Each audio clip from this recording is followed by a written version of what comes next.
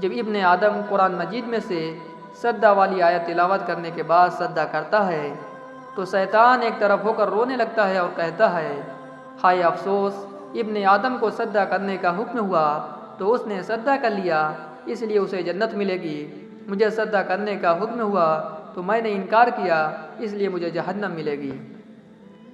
حضرت آدم علیہ السلام کی فرشتوں پر علمی برتری۔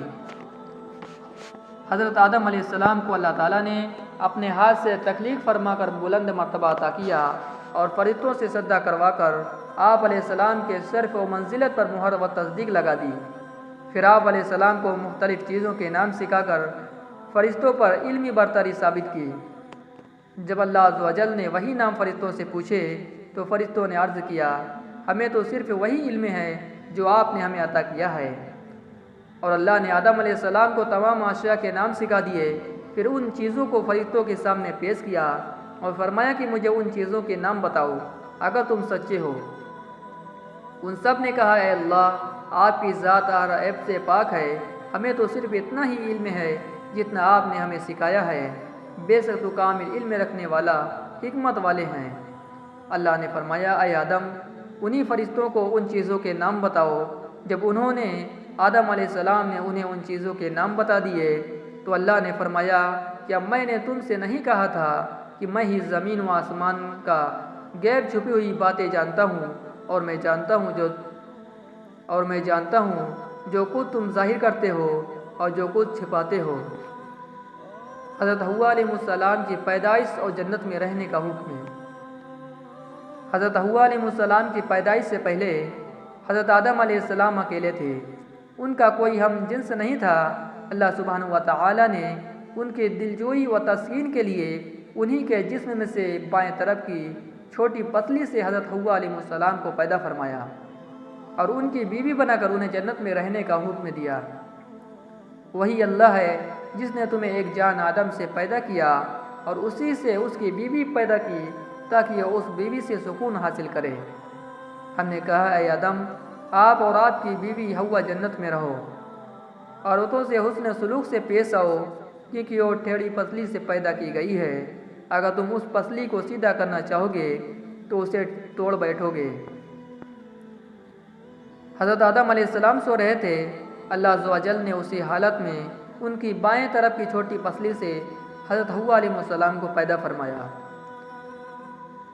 ابلیس کی انسان دشمنی۔ جب اللہ سبحانہ و تعالی نے حضرت آدم و حوا